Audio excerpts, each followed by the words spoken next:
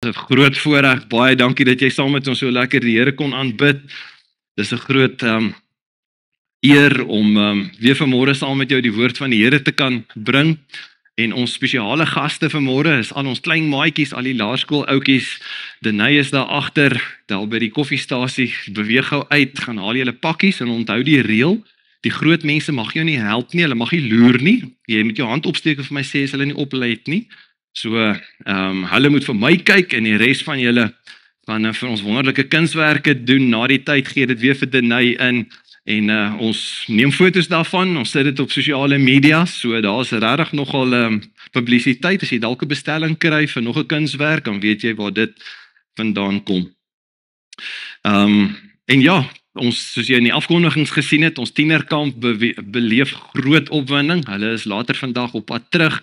En al die ouers, julle is in kontak met julle kinders en weet van al die praktiese reëlings. Ons vertrou regtig die Here dat dit sommer net 'n transformerende impak op elke junior Filistyn se lewe maak en hulle gaan na Sondaars, mag hulle as saints terugkom. Ons vertrou regtig dat die Here 'n unieke ding in hulle lewens gedoen het. As jy vanmôre saam met ons kuier, altyd 'n voorreg vir 'n paar nuwe gesigte. Lekker dat julle saam met ons kan wees en mag jy vreemd van die saam wees sommer vinnig verander en jy besef miskien 'n rede hoekom die Here wou gehad het jy vandag in ons by hierdie geleentheid moet wees.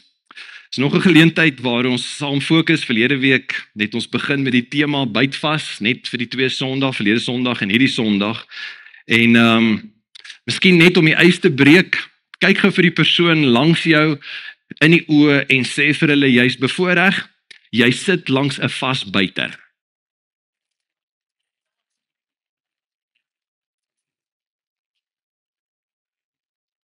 Die reël was nie sê vir iemand jy byt nie, want dis nie deel van die deal nie.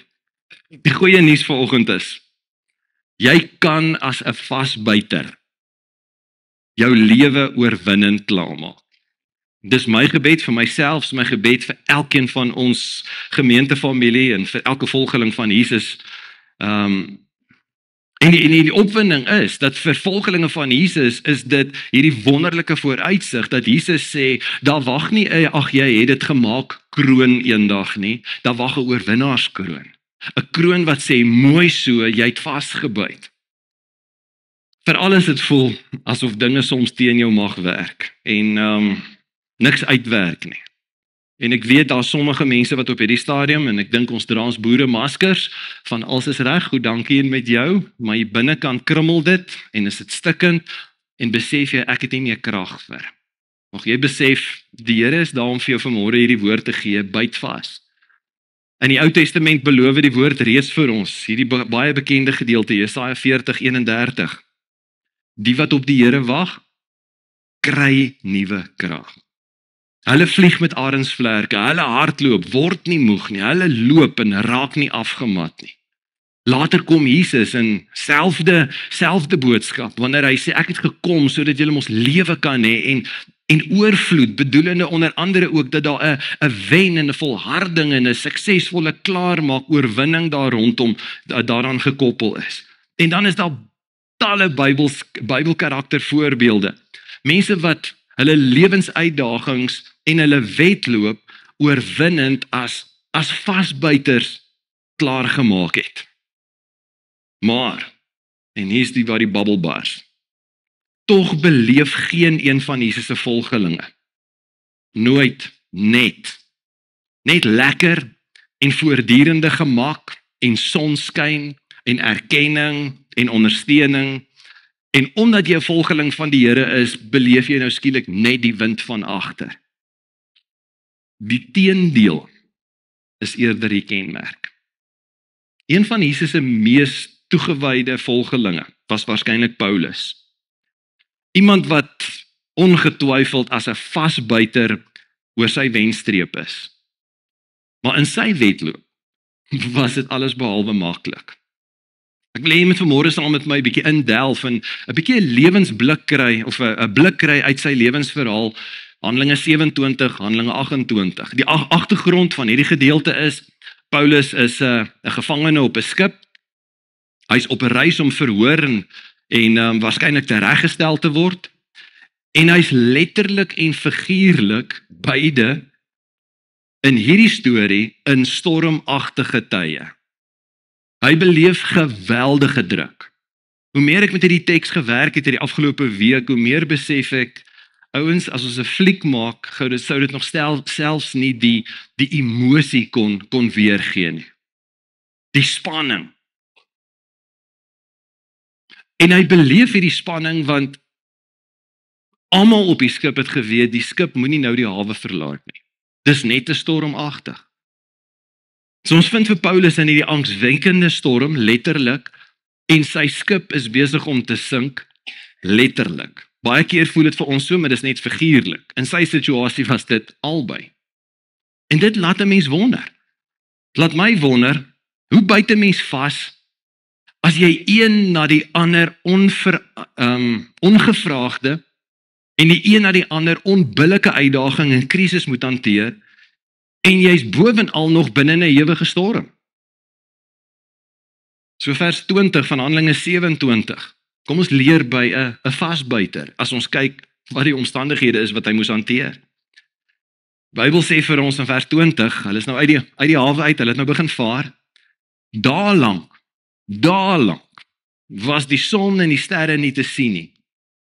En het die geweldige wind voortgewoed. Ek weet nie van julle nie, maar ek dink vir baie van ons is dit 'n wenresep vir depressie.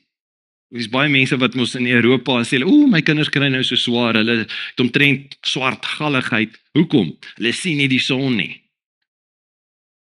Maar dit is so intens, die volgende sin. Uiteindelik het ons, Paulus insluit, alle hoop laat vaar om gered te word. Dis hoe haglik dit is. Nadat hulle 'n lang tyd nie meer geëet het nie, het Paulus tussen hulle gaan staan en gesê, manne, julle moes na my geluister het en nie van mooi hawens in Kreta af weggevaar het nie.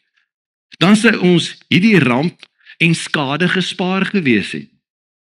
So hy's baie realisties. En dis regtig 'n gemors waarin ons is. Maar skielik is daar 'n verandering in Paulus se stemtoon.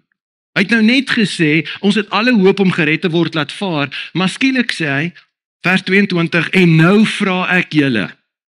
En die oorspronklike taal sou wees, byt vas. Hou moed. En hy maak hierdie stelling om te sê, daar sal verseker geen lewensverlies onder julle wees nie, net die skip sal tot niet gaan. Waar op aarde kry Paulus skielik die mannemoed? Goeie boere Afrikaanse woordjie is guts. Om vir die ander skielik te kan sê, ouens, kom ons byt vas. Ouens, kom ons skep moed. Kom ons hou moed. Hy deel sy geheim, volgende vers. Verlede nag het daar 'n engel van God aan wie ek behoort en wat ek dien, langs my gestaan en vir my gesê, hou op bang wees, Paulus. Met ander woorde, hierdie modelvolgeling van Christus was in 'n situasie waar hy alle hoop verloor, waar hy letterlik angswekkend bang was. Inteendeel, op 'n stadium in 'n ander brief skryf hy, kom ons sideline gou soen toe, 2 Korintiërs 1 vers 8, hy skryf hoe hooploos hy was. Hy sê, ons wil hê broers, dat julle moet wees van al die moeilikhede. Volgeling van Jesus, meervoud moeilikhede. Wat ons in die provinsie Asië ondervind het. Die swaar wat ons moes verduur, het ver bo ons kragte gegaan. Oppas vir daai teologie, want ons wil die ander skrif, en ek dink Jakobus, wat ons sal nie bo ons kragte versoek word nie, ons wil dink, nee, dit geld altyd. Nee, hierso sê Paulus, dit het ver bo ons kragte gehad, sodat ons selfs die hoop om te bly lewe laat vaar het. Dis hoe haglik dit al in sy lewe gegaan het. En hier's weer so 'n situasie, maar dan verskyn 'n engel van die Here aan hom. Net so terloops. Is dit nie opvallend, bykans elke keer in die Ou Testament en in die Nuwe Testament, wanneer 'n engel van die Here aan iemand verskyn, dan begin hy met hierdie woorde, moenie vrees nie. Hou op bang wees. Met ander woorde, vrees is 'n keuse. As die Here kom en hy sê, moenie bang wees, beteken dit ek het ons nou 'n keuse, wil ek nou verder bang wees, ja of nee? En Paulus kies. Hy sê nou, 'n engel van die Here het laasnag by my kom staan, en ek kies om nie meer te vrees nie, maar om eerder moed te skep en moed uit te deel. Vir ander mense te sê, kom aan ouens, kom ons byt vas. Moontlik het jy vanoggend nodig. Dat die Here vandag in jou situasie vir jou kom sê, hou op bang wees. Miskien het jy 'n situasie waar die Here nodig het om vir jou te sê, byt vas. Die engel van die Here het verder vir Paulus gesê, vers 24. Jy moet nog voor die keiser verskyn, en dis nie al nie, om jou ontwil, spaar God almal wat saam met jou op die skip is. Net so terloops, om jou ontwil, spaar God almal. Kan ons dit deurtrek dalk na, dis om jou ontwil, dat God besig is om 'n besigheid te seën. Dis om jou ontwil, dat God besig is, om ander mense ook 'n voordeel te gee, so daar rus baie keer nogal 'n oornis op ons reaksies. Gaan ons kies om in vrees moed op te gee en te gaan lê en passief en depressief en swartgallig te raak, of gaan ons opstaan en sê, Here, ek gaan vasbyt? Want as ander mense wie ook tot 'n mate hierby gaan baat al dan nie. Daarom, vers 25, Paulus met hierdie guts, byt vas manne, hou moed manne, verseker vertrou ek op God dat alles presies so sal gebeur, soos hy vir my gesê het. Ons moet op 'n eiland strand. En hoe erg is die storm? As jy net dink, so kom ons dink ons net vir 'n oomblik in hierdie situasie, as jy vir 'n halfuur of 'n uur net te lank op die see is, as jy gewoonlik seesiek. Wil nie weet hoe hierdie ouens gevoel het nie. Die volgende vers. En dis nie 'n figuratiewe konsep hierdie nie, dit sê die 14de nag. 2 weke. Wat ons op die Adriatiese See rondgedobber het. En wanneer tref jy regtig die groot uitdaging? In die middel van die nag. So 14de nag, teen middernag, het die matrose vermoed dat hulle naby land kom. En die probleem is nie, jippie, ons is uiteindelik tuis nie, dis, hier kom nou 'n gemors. Hierdie skip is nie veronderstel om naby land te kom, behalwe in 'n hawe nie. Vers 29, hulle was bang, ons loop naderhand op die rotse. Het daarom 4 ankers by die agtersteewe uitgegooi en gebid dat dit moet dag word. Nou die klomp wat op die skip werk, en matrose, onthou is 'n klomp soldate en 'n klomp gevangenes ook, maar die matrose, vers 30, wou wegkom van die skip af met 'n reddingsbootjie in die see begin neerlaat, asof hulle anker by die boeg van die skip wou laat sak. So hulle het nou baie edel gemaak asof hulle anker wil laat sak, maar is eintlik 'n reddingsbootjie. Paulus sê toe vir hulle, vers 31, vir die Romeinse offisiere en sy soldate, as hierdie mense, hierdie ouens wat weet om die skip te bestuur en goed te hanteer, as hulle nie op die skip bly nie, kan julle en ons nie gered word nie. Toe die soldate die toue van die bootjie afgekap en hom laat afval.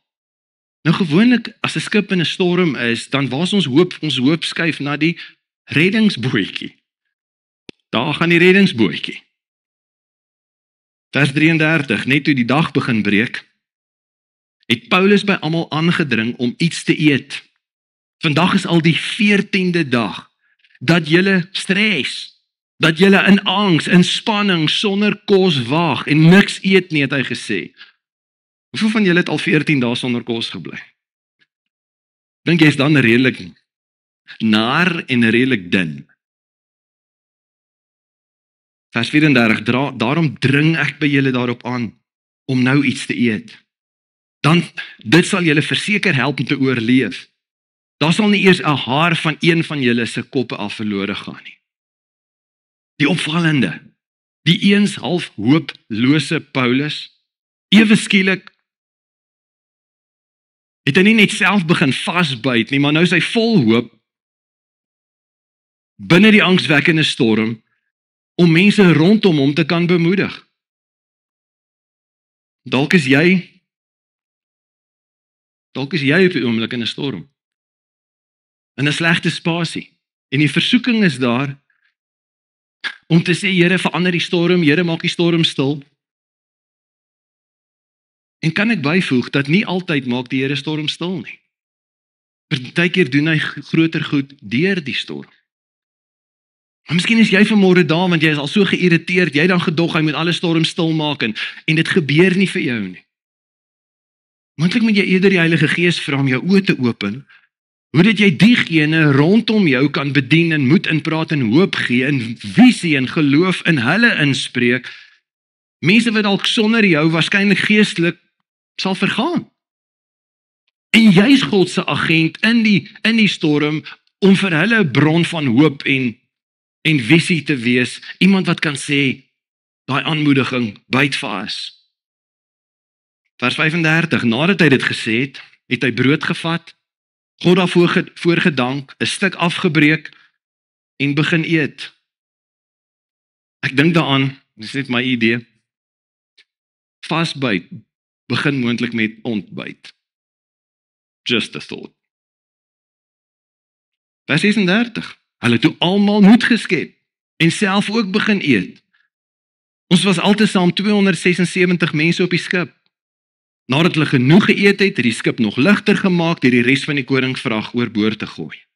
En die verhaal gaan aan, dat hierdie houtskip op die rotse loop, uitmekaar begin breek, so nou is dit chaos. Dis die gedeelte in die fliek waar die musiek so half dramaties begin opbou. Vers 42. Die plan van die soldate was om die gevangenes dood te maak om te keer dat hulle sou uitswem en ontsnap. Maar die Romeinse offisier wou Paulus red en het hulle gekeer om hulle plan uit te voer. Hy het die mense wat kon swem beveel om eers oorboord te spring en die land te probeer haal, die ander moes dan volg, sommige deur aan planke en ander deur aan wrakstukke vas te klou. Op hierdie manier het dit gebeur dat almal veilig aan land kom. Wat 'n drama.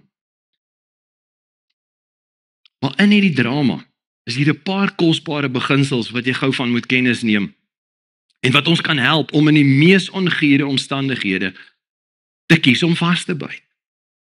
Soos jy gereed daarvoor 3 vinnige beginsels wat ons kan help, hoe ons kan vasbyt wanneer ons voel die lewe val uit mekaar uit. Die eerste beginsel wat krities noodsaaklik is. Nommer 1. Jy moet dit sien kom. Sê gou vir die persoon langs jou, sien dit kom. Dit was 'n flou poging. Sê vir die persoon aan die ander kant, sien dit kom. Dis opvallend as 'n mens na Paulus se reaksie kyk nadat die engelboom was, dan lyk dit miskien asof hy skielik meer hoop gehad het. Of 'n nuwe soort verwagting. Hoekom tree volgelinge van Jesus in ons dag op asof Jesus nooit gesê het dit gaan moeilik wees nie? Ons is half geskok as dinge begin moeilik gaan, want ons het gedog, as jou naam geskryf is in die boek van die lewe, jy's 'n volgeling van Jesus, dan mos die lewe in oorvloed. Dit moet mos als maklik gaan. Johannes 16 vers 33. Wat is Jesus se woorde? Hy sê, in die wêreld sal julle dit moeilik hê. Sien dit kom. Oppas dat jy met 'n gewilde teologie vandag wat die wêreld nogal infiltreer is, 'n prosperity teologie wat nie geanker is in God se woord nie, wat ons wil laat glo as jy Jesus volg, moet dit met jou goed gaan. Jesus kom en hy sê in hierdie wêreld, dis 'n stikkende wêreld, sal julle dit moeilik hê. Verstaan jy hoekom Christene altyd die meeste geskok is as die wêreld uitmekaar uitval? Jy sien om te kan vasbyt. Moet ons dit sien kom, want Jesus het ons 'n spreekwoordelike heads up gegee.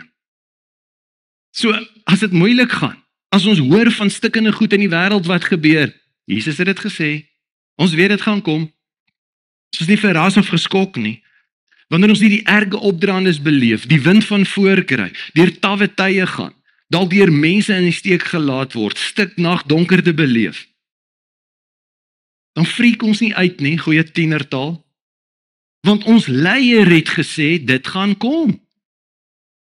Paulus het dit sien kom. Eintlik is die hoofpunt woordjie, en ek het nou net lekker slangterme gebruik, maar eintlik sou die eerste hoofpuntjie gewees het wat ons nodig het, is 'n nuwe openbaring. 'n Openbaring van, hey, heaven is not a place on earth. Dit gaan nie altyd maklik gaan nie. En as ons daai openbaring het en ons besef, hey, is deel van hierdie stikkende lewe. Daar's baie keer oorvloed, maar daar's baie keer droogtes. Daar's baie keer wonderlike verhoudings en daar's baie keer ongelooflike spanning en mense wat jou in die rug steek. Kom ek sê dit vir jou so op die skerm. Vasbyters is volgelinge van Jesus wat ophou om die Here te vra om hulle vry te maak van uitdagings en hom begin vra om hulle te vorm deur die uitdagings. Nou Okay Here, hier's nou 'n storm. Hoe gaan U my vorm? Hoe is U besig om my voor te berei? Hoe kan ek, en julle weet my swak Afrikaanse woordjie, maar briljante teologie, hoe kan ek beterder ander kant uitkom? In ons woordskool wat ons jaarliks in die gemeente hardloop, en ons is nou in jaar 2, bestaan die kurrikulum of die leerplan van elke jaar bestaan uit 5 verpligte en 5 keusekursusse, waarvan jy 2 moet doen. So dis nogal lekker, jy het hierdie 5 verpligte en dan kan jy nou half van die ander 5 kan jy kies wat nou regtig vir jou sinvol gaan wees. Ongelukkig werk die Christelike leerplan vir die Christelike lewe nie so dat ons 'n keuse het nie. Stephen Lawson maak die volgende stelling. Hy sê trials and tribulations, aan die ander woorde toetse en beproewings, they are not an elective class in the Christian life, but a required course. So sien dit kom. Een of ander tyd gaan die Here my deur 'n toets vat. Een of ander tyd gaan daar 'n uitdaging wees. So mag die Here jou oë begin open en jy vandag hier uitstap met 'n realistiese openbaring. Storms, toetse, uitdagings, krisisse, probleme, kom ek verwag dit. Dalk is daar 'n storm by jou werk of 'n uitdaging in jou finansies of spanning in 'n verhouding of in 'n huwelik. En jy's ongevraagd, onregverdig op 'n sinkende skip. Moontlik het ons nodig om na ons probleme te kyk en saam met miljoene gemeentes reg oor die wêreld die geloofsverklaring te maak wat sê life is tough but help my. Life is tough but God is good. Kom ons sê hom geweer. Life is tough but God is good. Jy kan by die gemiddelde gemeente elders in die wêreld, enige gemeente in die wêreld instap en as jy sê life is tough, gaan die mense jou antwoord en sê but God is good.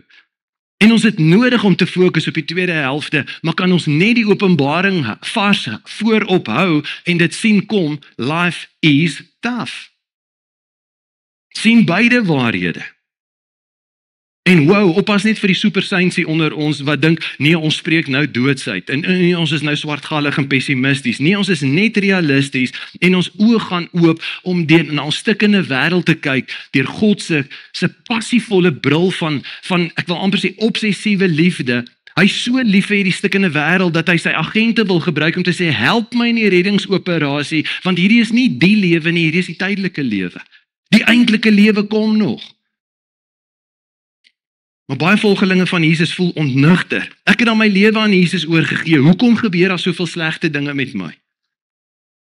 Jy's nie uniek nie. Moet dit nie persoonlik opvat nie. Hierdie stikkende lewe is taaf. Punt. En ons kan nie wegkom van die opdrandes en die uitdagings en die storm van hierdie lewe nie. Inteendeel, en ek sê dit vir jou so op die skerm, Jesus beloof nêrens dat dinge maklik sal wees nie. Maar hy beloof dat hy met ons sal wees. So ons het eerder 'n openbaring van die Here nodig om te ontdek. Hy moet vir ons oë oopmaak dat ons dit sien kom. Hoe lees ek die wind? Die stormwinde. Hoe span ek my seile? Wat se dryfhout moet ek identifiseer? Hoe kan ek land toe swem? As jy jou lewe as 'n vasbyter wil voltooi, sal jy moet leer om die storms te sien kom en vas te byt. Verwag dit. Want dit is deel van die avontuur, is deel van die storie. In hierdie tydelike lewe voor die eintlike lewe begin.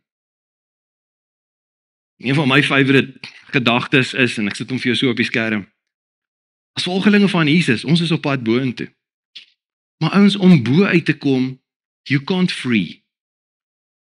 Dis nie maar net 'n maklike, dis opdraande, en om bo uit te kom, is die pad maar redelik, dalk stywe en seer voete en kuite. So nommer 1, hoe word ek 'n vasbyter? Sien dit kom.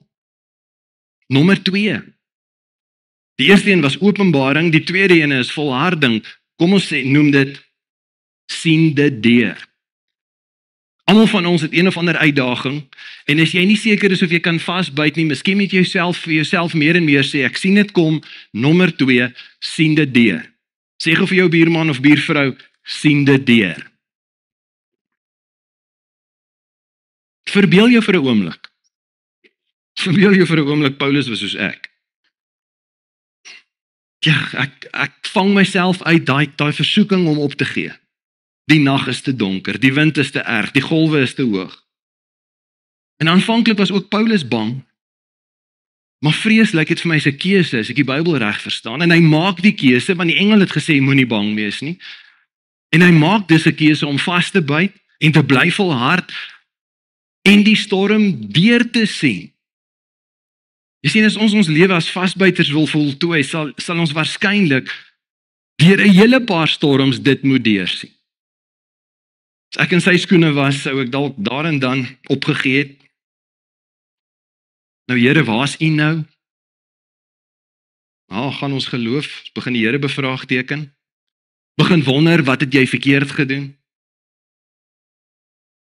Paulus bevraagteken nooit die Here nie, en hy bestraf nooit die duiwel nie, en hy het 'n issue met die storm, hy sien dit kom, en hy sien dit deur. Want dis wat 'n vasbyter oorwinnend maak. Hy sien dit deur toe hulle hom gevange neem, 'n paar keer. Hy sien dit deur as gevolg van die feit dat hy die slagoffer is hier van 'n onnoosel besluit om nie in die hawe te bly nie. Hy sien dit deur toe ander mense geen aptyt het om mee te eet nie. Hy sien dit deur toe die skip op die rotse loop. Ek dink ek is hier om vir 'n paar mense vanoggend te sê, jy het nodig om jou huidige situasie vanmôre 'n aggressiewe keuse te maak en te sê, I'm going to see this through. Byt vas. Jy het nodig om hierdie woestyn waarin jy is, jy's dor en droog, niks werk nie. Dis 'n toets. Miskien 'n geweldige opdraande. Miskien is jy in 'n vuuroond. Om dit nie net te sien kom nie. Maar waar die versoeking baie groot is om vrae te vra en op te gee, het jy nodig om vandag te sê en half jou rug styf te maak en te sê, Here, in U naam gaan ek oorwinnend hier uitstap. Ek gaan hierdie ding deursien. Terwyl jy geen idee het waarheen dit mag lei en waarmee die Here dalk besig is nie. Ja, maar Etienne, jy verstaan nie. Exactly. Dis die punt. As volgelinge van Jesus het ons nie die reg om ooit te verstaan nie. Ons word nie verstaners genoem nie, ons word gelowiges genoem. Kan ons daai enetjie net asseblief uitsorteer? Ons het nie die reg om te verstaan nie, maar ons het 'n reg en 'n roeping om vas te staan. Op die skerm, die uitdaging is nie dat ek moet verstaan nie. Die uitdaging is dat ek sal vas staan. Kom aan, kan jy 'n bietjie amen sê daarop? Vanmôre vir die Here sê, Here, help my, want ek wil die hele tyd weet hoekom en so. Wat gaan jy maak as jy weet? Jy sien net ten dele, ons verstaan nie die prentjie nie. Here, hoekom is my kind dood op daai ouderdom? Here, hoekom hierdie finansiële uitdaging? Wat daarvan het ek ophou probeer verstaan en sê, Here, ek sal vas staan en ek sal in U bly glo. Dis maklik om te sing, daai liedjie uit Habakuk waarmee ons vanoggend begin het.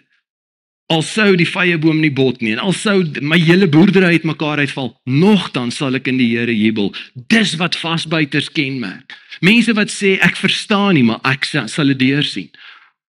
Want ek het 'n openbaring van die Here, dit gaan een of ander tyd kom en ek het hierdie uitdaging en roeping van hom te sê volhard. So vanoggend wil ek vir jou bid. Nie dat jy moet verstaan nie. En asseblief, julle, ek is die wêreld se slegste beraader en ek weet ek het al vir hoeveel van julle gesê, ek kan nie vir jou help om jou probleem te verstaan nie. Maar ek kan jou help om vas te staan. Staan vas in die waarheid. Life is tough, but God is good. En hy is in beheer. En ek weet, as jy in 'n storm is dit die slegste teks om te hoor, veral as jy iemand aan die dood afgestaan het. Nee, jy moet maar net onthou, God laat alles ten goeie meewerk. Maar wanneer jy in 'n beter spasie is en dit beleef, God het die vermoë om die grootste gemors en die grootste wonderwerk uit te sorteer. Geen aanslag die in jou gaan slaag nie. God het die finale sê, sy plan uiteindelik met jou lewe het 'n oorwinnende einde. So waardeur gaan jy op die oomblik? Kan ons die Here vertrou vir 'n unieke bonatuurlike vermoë van sy krag om vas te byt deur te sê, ek gaan dit deursien. En dit gaan ook nie net oor jou nie. Daar's mense rondom jou. Deur dit deur te sien, word jy 'n groot seën vir mense. En dink uit in jou eie lewensverhaal. As dit nie vir 'n oupa of 'n ouma, 'n paar geslagte voorheen was, se vasbyt en om iets deur te sien nie, het jy sekere goed vandag dalk nie gehad nie. As gevolg van Paulus se volharding, om hierdie storm deur te sien. Spaar hy 275 mense saam met hom se lewens. Soveel mense hier is waarskynlik vanoggend. Net een besluit, ek gaan vaskie. Ek gaan vasbyt.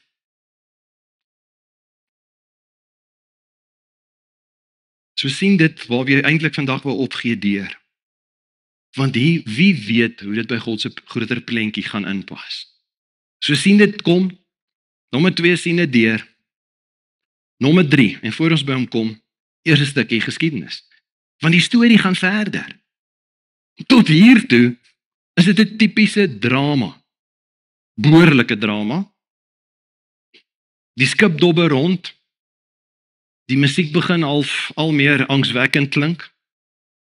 Paulus doen 'n klomp aanmoediging. Hy doen catering. Hy leer die ouens surf. Hy doen 'n bietjie life saving. En wow, gelukkige einde. Handelinge 28 vers 1. Nadat ons veilig aan wal gekom het ons uitgevind dat die eiland Malta genoem word. Die inboorlinge was buitengewoon vriendelik teenoor ons. So, what a welcome. Ek bedoel wonderlik. Ons is op 'n eiland.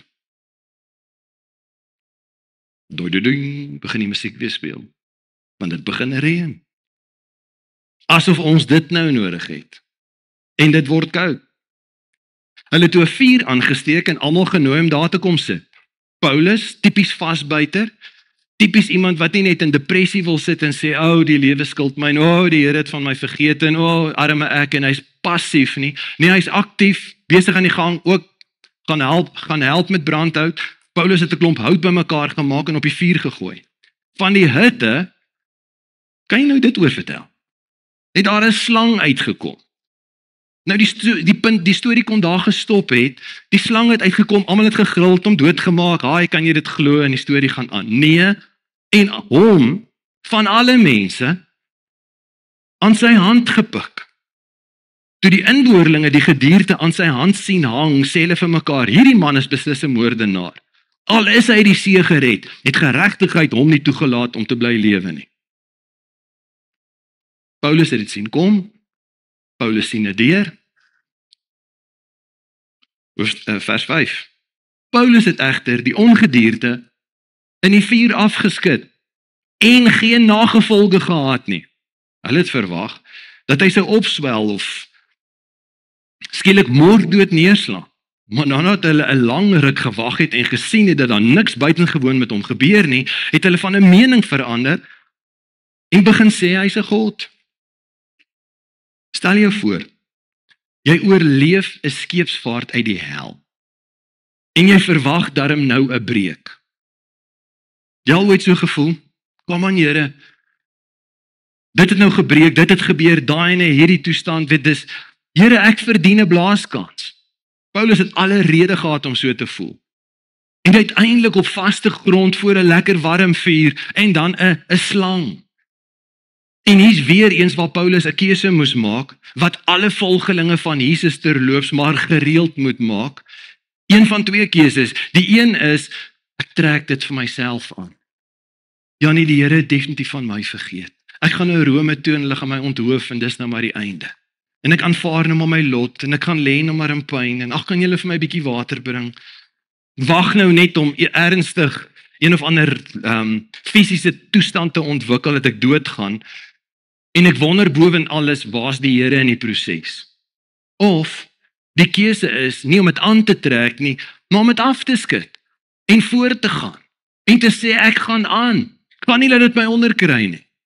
Ek is dalk hier om vir 'n paar van julle vandag in die oë te kyk en te sê, jy het die volste reg op grond van die kruiswerk van Jesus Christus om die goed af te skud wat jou probeer weerhou om jou missie uit te leef. So punt nommer 3. Sê vir jou buurman, skud dit af. Met 'n bietjie groter entoesiasme, sê dit vir die ander persoon asseblief, skud dit af. Dankie. Dan sekere goed wat ons laat dit so aan ons klou, dit sit nie net in jou lyf nie, dit kom later onder jou vel, nou kan jy nie slaap nie, nou begin jy pille drink, en die siklus, ouens, jy ken jou eie lewensstorie. En as jy toelaat dat die Heilige Gees jou hierdeur gaan vat, gaan jy agterkom die ongelooflike negatiewe impak wat dit op ons het. In plaas daarvan dat ek sê, kom ek sien dit kom ek sien hierdie storie deur, en as die vyand probeer om my te byt of te pik of te vergiftig, kom ek skud dit af. Ergens het iets dalk onverwags jou aangeval, onverdiend iets jou gehap, pynlik gepik, liderlik vergiftig. Jy het die volste reg om dit af te skud. Die harde feite is, ergens is daar 'n slang in die gras wat jou gaan pik, wat gaan probeer om jou te vergiftig, sien dit kom. Maar neem 'n vasbyter attitude om te sê, ek sal hier deurkom. Hoekom? Want God is met my. En ek skud hierdie ding af. Ek gaan nie verder daaroor top en wonder wat gaan gebeur en of dit nou seer was en die redes daar agter nie. En miskien is dit nodig vandag om te sê, ek skud die trauma van my verlede af. Ek skud teleurstellings af. Ek skud verwerping af. Ek skud my foute en my verlede af. As dit onder die bloed van Jesus is en hy het my vergewe, dan gaan ek dit nie verder aantrek en met my saamsleep en wonder daaroor nie, dan skud ek dit af. Ander mense se onnozel besluite, skud dit af. Die verkeerdste ding wat jy kan doen is om te gaan sit en dit aan te trek en dit te aanvaar en dit te begin glo asof dit jou identiteit is. Volgelinge van Jesus se identiteit is vasbyter. Inteendeel, Paulus se woorde is, ons is meer as vasbyters of meer as oorwinnaars. Jy's 'n vasbyter, nie 'n slagoffer nie. Kan ek jou herinner? Jesus was 'n slagoffer in jou plek, sodat jy nie 'n slagoffer hoef te wees nie. So moenie toelaat dat die slang se aanval jou vergiftig en jou verlam en jou immobiliseer en jou van stryk bring en jou uithaal nie. Terug na Jesus se realistiese, soberende woorde wat ons in die begin gelees het, Johannes 16:33. Hy sê, in die wêreld sal julle dit moeilik hê. Maar byt vas. Hou moed. Ek het die wêreld klaar oorwin. Maak vanoggend 'n aggressiewe keuse. En gaan skud dit af. Sê vir jouself, ek gaan nie verder lê in selfbejammering of in passiwiteit nie. Ek sal deursien wat ek kan deursien en doen wat ek kan doen. Maar ek gaan my nie laat vergiftig nie. Miskien is vandag die dag om te sê, ek skud hierdie goed af.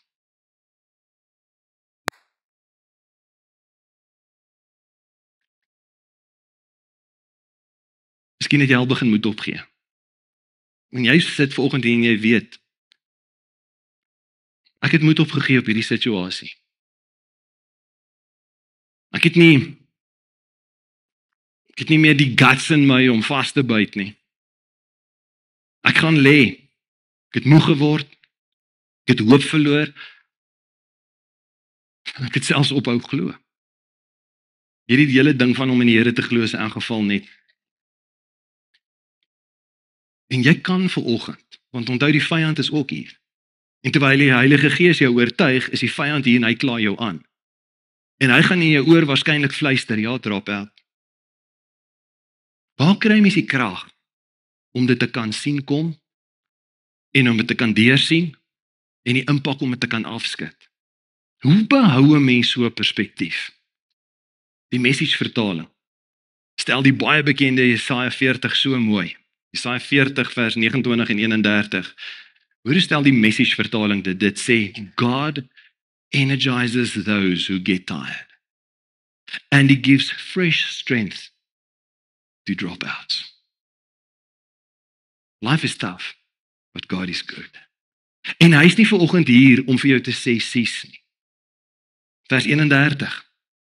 En hier is ons verantwoordelikheid. Those who wait upon God get fresh strength. They spread their wings and soar like eagles. They run and don't get tired. They walk and don't lag behind. Ouens, by hom is waar jou moed spoed vang. Ek het geen probleem met berading nie. Maar oppas as jy meer tyd by 'n beraader spandeer as by die beraader. By hom vang jou moed spoed.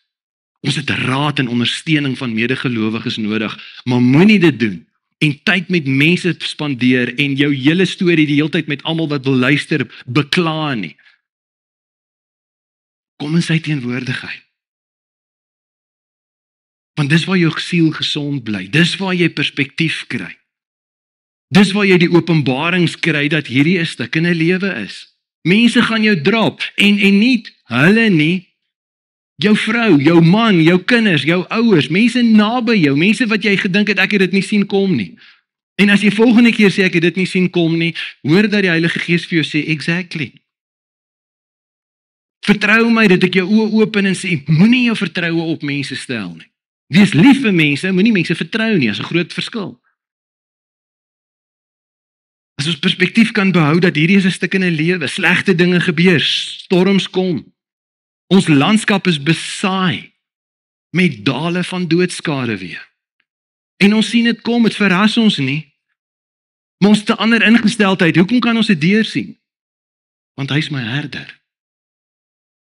En al gaan ek ook deur storms, al gaan ek ook deur 'n dal van doodskade weer, hy is met my.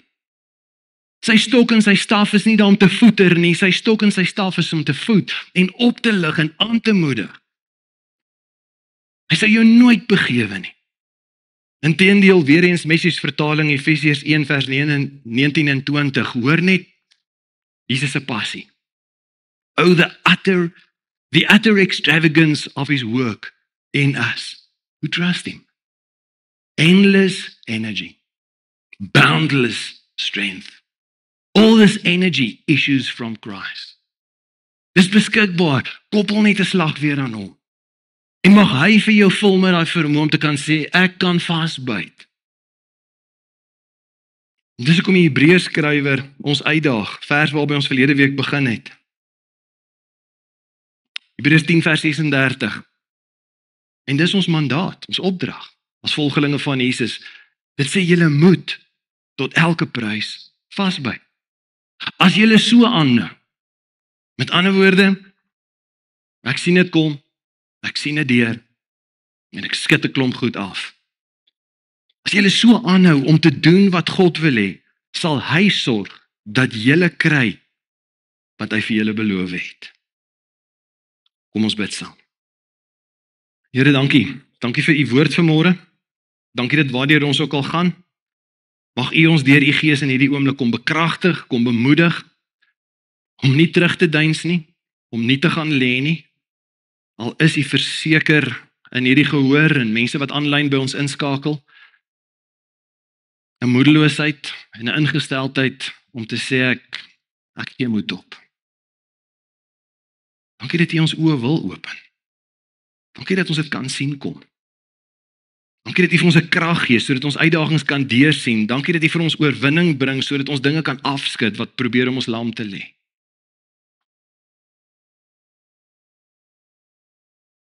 Wanneer ons oë so gesluit is baie van ons met wie die Here praat.